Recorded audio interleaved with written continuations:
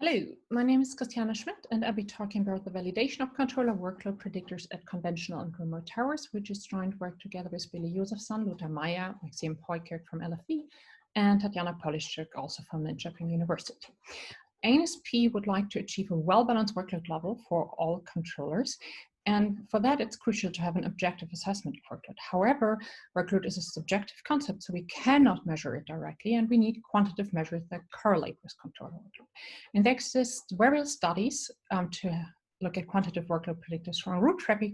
That's not true for aerodrome control and even less so for remote tower control. We are interested in workload level assessment because we study staff planning at remote tower centers, and we want to make sure that no controller is confronted with traffic inherent situations that yield unacceptable workload levels, in particular in multiple mode where traffic of different airports needs to be taken into account. And so we want to decide on which scenarios do we need extra staff, that is, when does the workload exceed acceptable levels. And so far we used the number of IFR movements as a first approximation, but of course there are lots of other factors that influence this. So today we study the relation between some subjective workload ratings by controllers and several quantitative measures, in particular the number of ADCO tasks and measures related to the communication lengths, and we validate those quantitative measures on their power to predict workload in a conventional and in a remote tower. So what's our setup? Workload rating assessment. So for the concept, we have task load, which measures objective demands of the controller's monitoring task, and we have the workload, which is a subjective mentally experienced stress during the task. Controllers perform various tasks that drive the mental workload, and with that we yield an individual workload that depends on different properties. For example, the age, the length of experience as a controller. To assess workload rating, several scales have been used. For example, the adapted Cooper-Harvey scale, which has a rating from 1, no problems, desirable, to 10, it's impossible to handle the situation. And then we have, for example, the instantaneous self-assessment scale, the ISO scale, which goes from 1 underutilized to 5 excessive. We had different studies set up, so we used different scales. One note, we didn't actually use the entire range because our studies were not planned as stress tests at the boundaries of our capability, so we only observe the lower ratings. What are ADCO tasks or ATs? Everything that's related to arrival, to clearance, to communication, to departure, to secondary tasks, and to taxi. Then we have measures based on communication duration. So just counting ADCO tasks treats all of them equally, but some of them might have a higher influence on the workload. So we like to integrate the communication, a basic task. We know that if communication goes up, the task load at least goes up.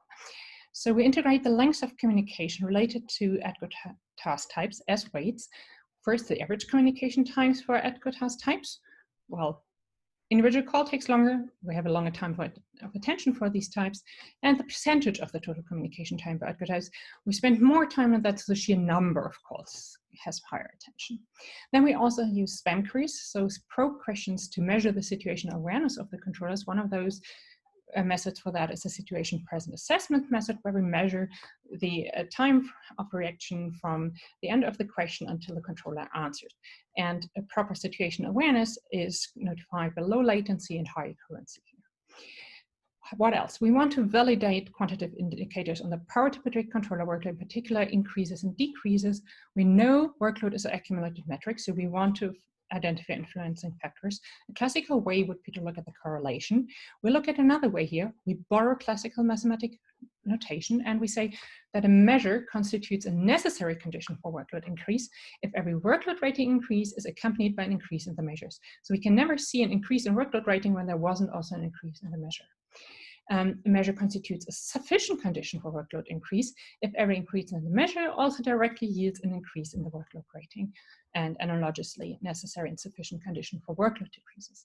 So if we have a sufficient measure for workload increase, we can only observe this measure because when this increases, the workload rating will increase, and we have a predictor for workload rating increases. And if we would have a measure that is a sufficient condition for both increases and decreases, then we would have a perfect predictor for workload changes. So what's our study setup? We have two studies, a field study as a conventional tower at Bromma Airport, a simulation study of a simulated remote tower of airports in Angelsvik and Sundsvall. In both cases, we use 3 video cameras, 5 and 3 to record the actual controllers. we observed 3 controllers. In the field study, we used the Cooper-Harper scale. In the simulation study, the ICE scale. And in the field study, we observed snow cleaning with the convoy and had in the 4 hours 4, 5, 9, and 27 movements. In the simulation study, each 75 minutes run had 5 or 6 movements. So let's go to the results of the field study. In yellow, we have the controller workload. In pink, the number of ADCO tasks. Our conjecture is an increase in workload rating is always accompanied by an increase in the number of ADCO tasks in the current or previous time period. Workload rating increases, pink decreases in the current, but increases in the previous time period. Why do we look at 2 consecutive time periods? Well, ADCO tasks may accumulate and then result in a higher workload in the following query. And our conjecture holds when we look at all of them, but the converse is not true. So not every increase in number of ADCO tasks leads to an increase in workload rating. Increases here, stays constant, but workload rating doesn't increase. So the increase in number of ADCO tasks can be necessary, but not a sufficient condition for an increased workload. We also looked at the communication split. We look at the average time spent on each ADCO task type call and the percentage of the total communication. We can see that for the average, clearance has a very high value, probably for the need of callbacks and so on. If we look at the percentage, then communication sticks out, and here we can, communication to ground sticks out, and here we can clearly see snow cleaning represented. So let's look at in violet the ADCO task weighted with the percentage of communication duration. Again, in our conjectures, an increase in workload rating is always accompanied by an increase in the ADCO task weighted with the percentage of the total communication time in the current or the previous time period. Yellow, workload rating increases. Violet increases in the current, decreases in the previous time period. And we can check all of them. Our conjecture holds. Let's look at the average communication duration, which is given here in green. And again, we look at 2 consecutive time periods, so we will also look at the sum of average communication duration weighted ADCO tasks at the current previous time. So what does that mean? Well, this gray value is simply the sum of this green and this green value. And we can identify a necessary condition. An increase in workload rating is always accompanied by an increase in at least one of either the green, average communication duration, weighted ADCO tasks in the current or previous time period, or the sum of those. So here, yellow, workload rating increases, green decreases in the previous, increases in the current, gray increases. We have a necessary condition, however, we do not have a sufficient condition. So here, gray increases currently, decrease in the previous, but workload rating decreases. And actually, if we just want to have a necessary condition, it's sufficient to look at the sum. So this will yield a necessary condition on its own. A brief note, if we look at the workload rating in the first 3 hours where we had snow sweeping, then this rating is higher than in the final hour where we had 27 movements in contrast to 4, 5, and 9 movements in the first 3 hours. So we need to study the influence of weather in detail, which we're currently doing. Let's look at the simulation study. We look again at communication splits, this time split between average and multiple mode. Only communication shows a significant higher communication duration in multiple than single mode, but generally we normalize the weight and use the average single normalized weights for single mode and the average multiple normalized weights for multiple mode. So single mode. We have the results for controller 1, 2, 3 on top of each other. What we know is all controllers have an endorsement for the airport control here, but ADCO 3 had less experience as a controller, and that might explain the larger variations. What we can say here is that what we observed for the field study does not hold here. The number of ADCO tasks is not a necessary condition for an increase in workload rating. Although the previous measures for including communications are not. What we will do is we also integrate the following period. What's the rationale behind that? Well, a controller anticipates later tasks, so this might already now yield a higher workload. And then we can identify a necessary condition. An increase in workload rating is always accompanied by an increase in, for controller 1, all measures including communication, controller 2, the sum, the gray thing. So here workload rating increases, the sum increases. And for controller 3, the average communication duration weighted ADCO task in the previous, current, or following time period. So here workload rating increases. It didn't increase in the previous, it didn't increase in the current, but it increased in the previous time period. Let's look at multiple mode. Again, all of them on top of each other. Now, ADCO 1 didn't have an endorsement for Zwick, so was faced with an unknown working environment, which might explain the higher level and the higher variations in workload for controller 1. What can we observe? We can observe a necessary condition. An increase in workload rating is always accompanied by at least one of the duration of communication during that time interval in blue, and again, the sum of average communication duration weighted ADCO task in gray. Here, workload rating goes up, both the blue and the gray measure go up. Here, workload rating goes up, the gray measure goes up, blue goes down. Here, yellow workload rating goes up, gray goes down, but blue goes up. And if we compare that to the necessary condition from the field study, where we had either the average communication weighted ADCO task in the current or previous time period, and again the sum, then we can see that all of them are communication related. And again here, number of ADCO tasks is not a necessary condition. We have all these communication duration related measures. How exactly can we formulate them? Do we have to say one of, or can we actually find a combined measure, which is something we would like to do in the future? And finally, we also looked at the reaction times in multiple versus single mode. For most queries, the reaction times increased from single to multiple mode. In multiple, a controller is confronted with more tasks that might be less responsive and exhibit less risk compensation behavior, but that's not true for all, in particular for ADCO 2 and 3 for several queries, as you can see by the red arrows there.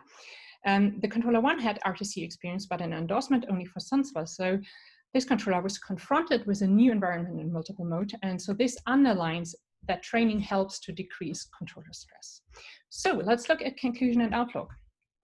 We studied the relation between subjective workload ratings and quantitative measures that integrate more than a single indicator. We identified a necessary condition for increases in workload ratings by at least one of these communication-related measures. So all criteria are related to communication times. We validated these quantitative indicators on the predictability of workload increases. We also saw that simply counting the ADCO task is not a good workload indicator. So we got a necessary condition which helped us to gain insights into workload development. Of course, having a sufficient criteria would even be more beneficial. And the goal would be to have even a sufficient criterion for workload rating decreases, which then would give us a perfect quantitative workload predictor. What can we also read from our results? There might be other factors, for example, the mental effort for decision-making, which we cannot measure, that might even cause variation in the communication time-related measures, and those together yield that the workload actually doesn't change. It might also be that our workload scales are not fine-grained enough. So every time that the communication-related measure changes, maybe even the workload rating changes, but the scales are not fine-grained enough to reflect those changes, and that's why we cannot actually see the sufficient condition here. What else can we say? Well, we used communication data for the full study period as weights. The nice thing about that is that we could derive them from large data set and then use them for predictions of workload. We could also look at the development of those communication lengths for each ADCO task over time and then correlate them with the workload rating. The thing that wouldn't be that nice about this is that we could not use them for predictors. And finally, let's look at the scales. So we used the ICE scale and the Cooper-Harris scale, but we only could observe very small variations in workload rating. What we can see is that those scales are really good for binary decisions between unacceptable levels of workload and workload levels without reduced situational awareness. But here we have small variations on lower levels without reduced situational awareness, and they cannot be reflected equally well. And then we had some other factors playing in there. Controllers are not familiar with the scale, so they might just name something that they consider a reasonable number without reflecting what they actually meant. And then we have social desirability, where the controllers didn't want to say maybe that they have a high factor of workload currently. So we might need an instrument that is able to register variability on lower workload levels instead of these scales.